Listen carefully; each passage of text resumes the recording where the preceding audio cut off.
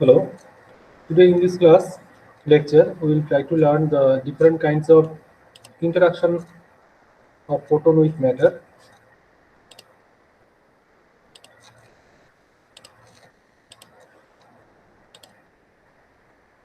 I hope you can see the entire screen now. And on the screen, I am presenting the topic interaction of photon with matter. In this class, we will try to understand the different kinds of interaction of photon with matter, including photoelectric effect, Compton effect, pair production, and photo disintegration, etc. And we will try to understand that light is having corpusculous nature. Light may have particle nature as well as wave nature both. So there are different forms of experiments and phenomena where you can see different forms of light. Suppose in reflection, refraction, you can see the wave nature of radiation. Also in case of photoelectric effect, Compton effect, diffraction, you get to know about the corpusculous or particle nature of radiation. There is a famous question from Shakespeare, to be or not to be. That means the light quanta, they are particle or they are wave. That is a big question. At the end of the lecture, we will try to find out the answer of this question. The objective of the class will be to understand different types of interaction of photon with matter, to understand the particle nature of radiation, to understand the wave particle duality, to understand the photoelectric emission, relation with frequency and intensity, work function of any material, stopping potential, applications of photoelectric effect in night vision camera, smoke alarm, solar cell, etc. In this picture, you can see one aeroplane, but it doesn't look like one conventional Airbus. It is looking a little different. That was the first solar Airbus, and in 2017, this Airbus came to Gujarat, and the whole solar bus was guided by solar panel, and without any conventional form of fuel, the Airbus traveled the whole world. So you can understand the need of the modern day technology. According to the need of modern day technology, you have to overcome the scarcity of conventional fossil fuel. You have to find out cultivating different means and new means of energy. Solar energy is the ultimate thing that we have to one day wholly convert into that side. And this was done, and the foundation stone of this particular field was laid by the famous Albert Einstein. In 1905, he wrote three research articles. For individually, these three, he could have given three different Nobel Prizes. The first one tells about the interaction of photon with matter, that is photoelectric effect, for which he was given the Nobel Prize because of its widespread applications for the benefit of mankind. The second one was about Brownian motion, the motion of molecule in a composed medium, and the third one was relativity. Here in this slide, you will understand different kinds of interaction of photon with matter. The first type of interaction of photon with matter is called coherent scattering. And all the things are so important that each of them, one individual Nobel Prize was given in different era. First one is coherent scattering, second one is Compton effect, third one is photoelectric effect that we are going to discuss today. Fourth one is pair production, and fifth one is photo disintegration. For coherent scattering, Rayleigh and Thomson was given the Nobel Prize in 1904 and 6. For Compton effect, A.H. Compton, though it was discovered in 1922, after the experimental verification, he was given the Nobel Prize in 1927. Photoelectric effect, it was proposed in 1905. After the experimental verification, Einstein was given the Nobel Prize for its widespread application in 1921.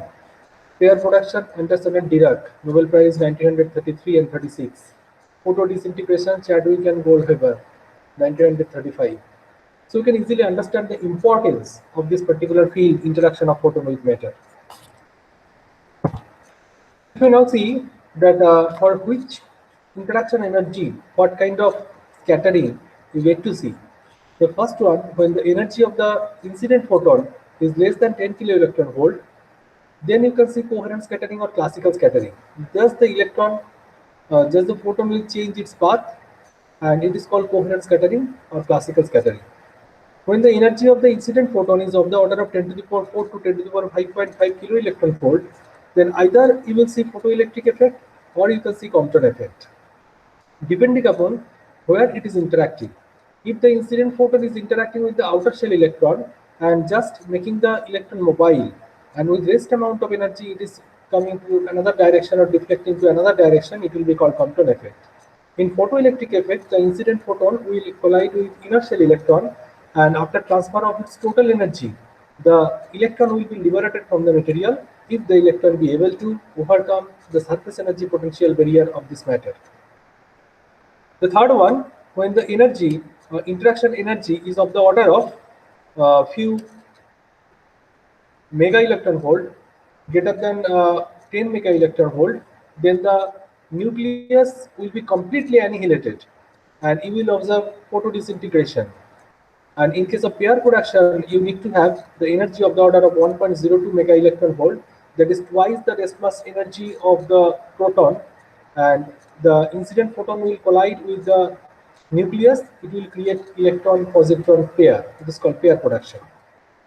Visually, with schematic diagram, I can describe it more easily. Suppose this is the incident photon whose energy is of the order of 10 kilo electron volt or less than 10 kilo electron volt. It is being deflected from the electronic cloud and it will show coherent scattering. Then when the energy is little higher, it is colliding with outer shell electron. The electron being deflected in a particular direction with the remaining amount of energy, the photon is being deflected in other direction. It is called Compton effect. Third one, when it is colliding with inner shell electron and completely the electron is liberated from the material surface, then photoelectric effect. The fifth one, when it is colliding with nucleus, creating electron-positron pair, it is pair production. The fourth one, complete annihilation of the nucleus, and it is called photodisintegration. Again, I am showing the animation. Coherent scattering, energy of the order of 10 kilo electron volt, energy order of 10 to the power 4 to 5.5 kilo electron volt, Compton effect, or photoelectric effect. Energy order of the order of 1.02 mega electron volt, pair production. Energy of the order of few mega electron volt greater than 10 mega electron volt, photodisintegration. I hope you have understood it now. So let us proceed with the background and quick overview of photoelectric effect. The photoelectric effect, though it was proposed mathematically by Albert Einstein, but the foundation stone of the invention of photoelectric effect was laid by Max Planck as well as Holwach and Philip. They first indicated the thermionic emission and photoelectric emission, that when the high energy photon packet collides with the metal surface, it is possible to liberate the electrons from the metal surface. And any energy of the photon will be of the order of h nu. That was first proposed by Max Planck, and he defined them as energy packet. But name of quanta was also proposed by him. After that, in 1905, Albert Einstein published a paper with the hypothesis of photoelectric effect. Then X-ray machine, you have seen the photoelectric effect to come in reality. It is electromagnetic radiation, and when the electromagnetic radiation is colliding with the metal surface composed of huge number of electrons, then the electron may be liberated from the surface of the material. The arrangement of to observe the photoelectric effect is very simple. You have to have some photocathode. On that cathode, if light is incidenting, the electron may be liberated. The liberated electron will be collected by the anode, and if it is being collected by the anode, then current will flow in the circuit, and in the analog or digital meter, you will get some deflection because of the collection of the electrons. So, falling of light on the metal surface will liberate the electrons. The electrons will be connected by the anode, and the current will be developed in the circuit. And this anode is positively charged so as to collect the electrons easily, and the cathode will be negatively charged as usual. This is a general diagram of photoelectric effect. Now I am showing you how, if the energy packets are colliding with the metal surface, what may happen for different color of light. It is general convention that suppose I am considering the blue light, this is colliding with the metal surface, and it can liberate a huge number of electrons from the metal surface. Look, if the blue light packet is colliding and the electrons are being liberated. this photoelectric effect. But the same will not be observed for another kind of light. If it is red light and if you increase the intensity in a particular limit also, high intensity light also, it is not possible. Why? Because the color of the light is having some uniform role in this mechanism of photoelectric effect. What the color will do? Depending upon the frequency and wavelength, the color of the light will change.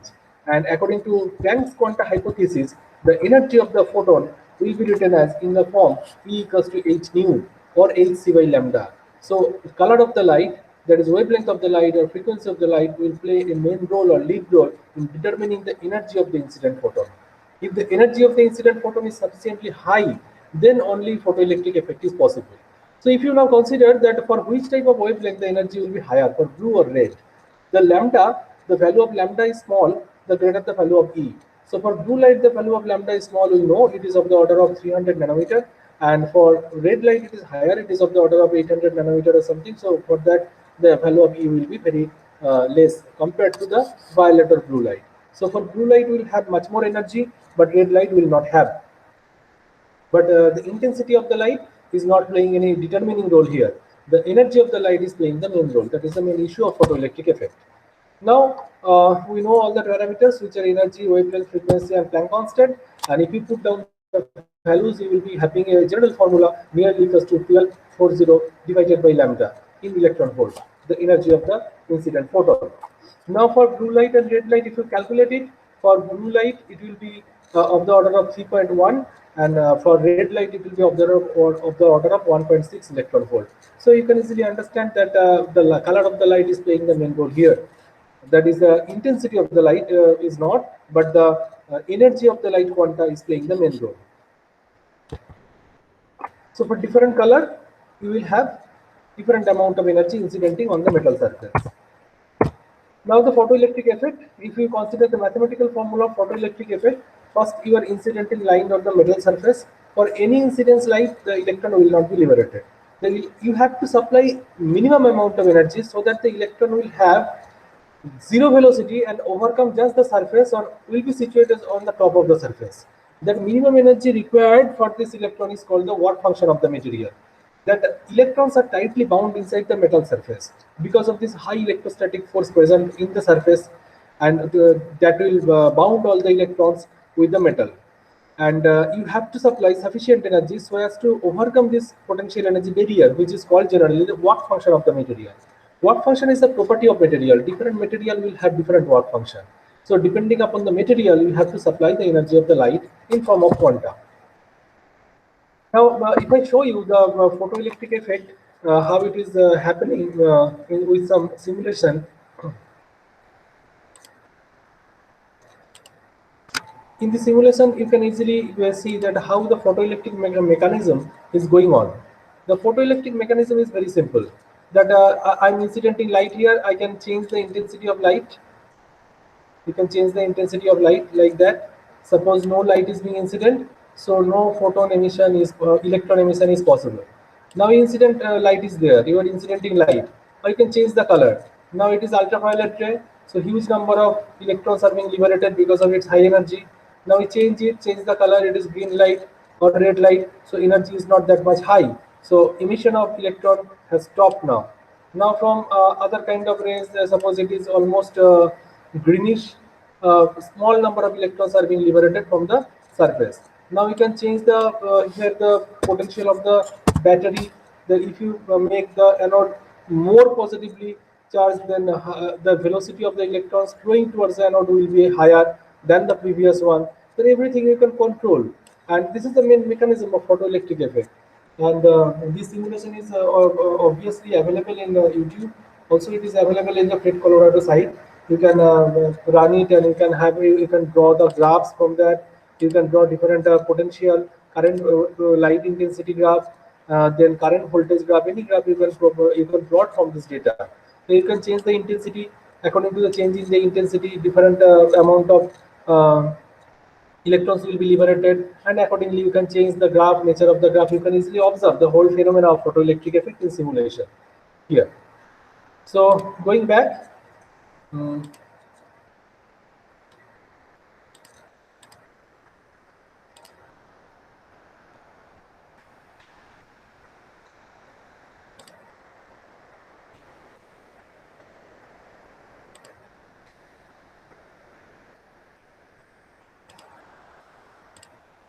to the main slide.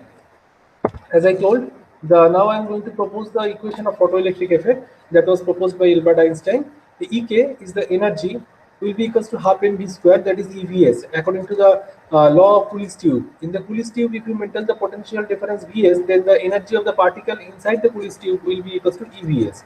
That will be equals to h nu minus omega. Well, what is omega of this W? This is the work function of the material. That is the amount of energy incidenting by the photon minus the work function. This amount of energy will be supplied to the electron in order to have some kinetic energy liberated from the metal surface. So from that you can easily calculate the value of Ek and the h nu. H nu you can propose W you can propose as h nu zero. Nu zero will be called the threshold frequency, the minimum frequency required in order to liberate one electron from the metal surface with zero kinetic energy. Here the potential work function of different materials are given in form of a list. You can have a look that for which material what is the work function, that you can have some idea that for which material what amount of energy externally you have to supply. Okay, so again I come to the equation h nu max minus W. Instead of this minus W we can write h nu zero. Nu zero will be called the threshold frequency, and of course you can calculate the stopping potential, that is what potential should be applied. EVS you can apply the stopping potential. These can be calculated out, that what amount of potential you can supply as bias voltage externally in opposite direction so as to stop the collection of the photons, so collection of the electrons in the anode. That you also can calculate from this equation, that probably you have done in 12th standard, not a big deal. Now I am showing you some applications of photoelectric effect. The application of the photoelectric effect, the most important application comes in night vision camera. In night vision camera, all the principle of night vision camera is based on the photoelectric effect. How? Because in night vision camera, you are having some photocathode. On the photocathode, if minimum amount of light is falling on it, the photocathode will emit electrons. The electrons will be multiplied by the photomultiplier tube, and the whole signal will be magnified in order to have one particular picture. Though the intensity of the light penetrating in the camera is very low, after multiplication of the electrons collected from the photocathode, you can construct a real image of the of night with minimum light. But minimum amount of light is required. That may be very small, but minimum amount of light is required. If no light is falling on this night vision camera, it cannot generate any kind of image. Second most important application is a smoke detector. The principle of smoke detector, if you have seen it before, the principle of smoke detector works on the principle of photoelectric effect. What is a smoke detector? Smoke detectors are generally used in domestic purpose or in factory in order to have the signal of presence of smoke or fire in the periphery. Suppose I am having some smoke in my room, and because of the smoke, the alarm will buzz, and the smoke is entering the photoelectric. This smoke alarm, then photoelectric effect will occur. Why? Because look at this construction. In this direction, I am having the light catcher, and in this direction, I am having the light source. The light source is being incident directly on the light catcher. Always the light glows on, always. But or it may happen that after regular interval the light goes on and it dims out, and smoke is entering into the chamber. If smoke is entering into the chamber, then the light photons will collide with the smoke particles, and it will be deflected in different direction. By deflection, if it is deflecting in 90-degree angle, it is going towards the photocathode. From photocathode, electrons will be liberated and current will be flowing in the circuit, and the alarm will start on, and you will have the indication of presence of smoke or fire inside the room or in the nearest periphery. Again, I describe, generally the light is coming in this direction, so there is no probability the light is entering into the photocathode. Only the probability is that if in the presence of smoke particle or dust particle, the light will be deflected and will go towards the smoke towards the photocathode in order to generate current in the circuit.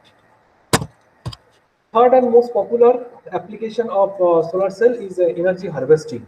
So in the initial slide, I have shown you the aeroplane that was run by the solar energy, and in today's generation, you know, the International Space Station also this operates with the solar energy.